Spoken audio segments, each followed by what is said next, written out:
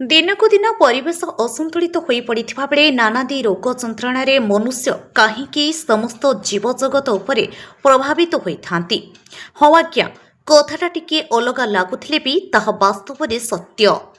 ତେବେ ବହୁଳ ପରିମାଣରେ ଘଟୁଥିବା ସଡ଼କ ଦୁର୍ଘଟଣା, ଗ୍ରୀଷ୍ମଦିନେ ଜଙ୍ଗଲରେ ଲାଗୁଥିବା ନିଆଁ କିପରି ରୋକାଯାଇପାରିବ, ସେଥିପାଇଁ ଅଣ୍ଟା ଭିଡ଼ିଛନ୍ତି ଦଶପଲ୍ଲାର ଜଣାଶୁଣା ତଥା ସମାଜସେବୀ ପରିବେଶର ସାଥୀ ପୂର୍ଣ୍ଣଚନ୍ଦ୍ର ସେନାପତି।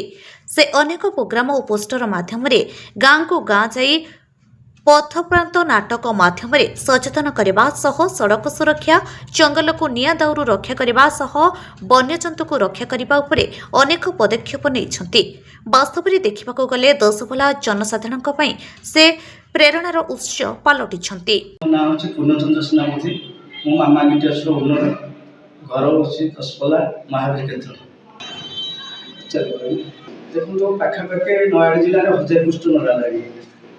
ଆଉ କାହିଁକି କରାହେଉଛି ନା, ଆଜିକାଲି ଯୁବକର ଗାଡ଼ିର ସ୍ପିଡ଼ ରହୁଛି, ଲୋକଙ୍କର ସଚେତନ ନାହିଁ, ରୋଡ଼ ଉପରେ ଆକ୍ସିଡେଣ୍ଟ ହେଉଛନ୍ତି, ଗାଈ ଗୋରୁ ଆକ୍ସିଡେଣ୍ଟ ହେଉଛନ୍ତି, କାହାର ମାଆ ଚାଲି ଯାଉଛି, କାହାର ପୁଅ ଚାଲି ଯାଉଛି, କାହାର ବାପା ଚାଲି ଯାଉଛନ୍ତି, ବହୁତ ଅସୁବିଧାରେ ପଡ଼ୁଛନ୍ତି। ତେଣୁକରି ମୁଁ ମାଇଣ୍ଡ ମେକଅପ୍ କଲି ଯେ କିଛି ସଡ଼କ ସୁରକ୍ଷା ଉପରେ ଆଗେଇବା ପାଇଁ ଅଭିଯାନ।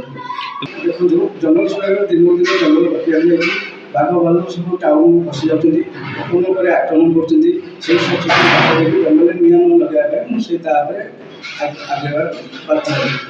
ଯଦି ଆପଣମାନେ ସାହାଯ୍ୟ କରିବେ, ନୟାଗଡ଼ ଜିଲ୍ଲା ନୁହଁ 30ଟା ଜିଲ୍ଲାରେ ମୁଁ ମଧ୍ୟ କାମ କରିପାରିବି, ଅଲ୍ ଓଡ଼ିଶାରେ ମଧ୍ୟ କାମ କରିପାରିବି। ନିଶ୍ଚିତ ରାଜିବ, ଆପଣମାନେ ଯଦି ସାହାଯ୍ୟ କରିବେ ନିଶ୍ଚିତ ରାଜିବ। ଆଗକୁ ସୁରକ୍ଷା, ଜଙ୍ଗଲ ସୁରକ୍ଷା, ମେଡ଼ିକାଲର ସ୍ୱାସ୍ଥ୍ୟ ସେବା ନିଶ୍ଚିତ ମୁଁ ଆଗକୁ କରିବି, କରୁଛି, କରେଇବି।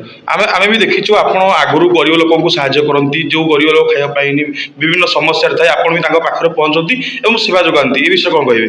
ଦେଖନ୍ତୁ, ଯଦି କିଛି ଗରିବ ଲୋକ ମେଡ଼ିକାଲ କାମ ପଡ଼ିଲା, କ'ଣ ପଡ଼ିଲା, ତାକୁ ମୁଁ ନିଶ୍ଚିତ ସାହାଯ୍ୟ କରୁଛି, ସାହାଯ୍ୟ କରିବି।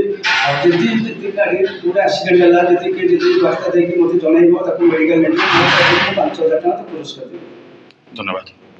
ଦଶପଲ୍ଲାରୁ ଦିନେଶ ସେଠଙ୍କ ରିପୋର୍ଟ, କୋଣାର୍କ ନ୍ୟୁଜ୍ 24।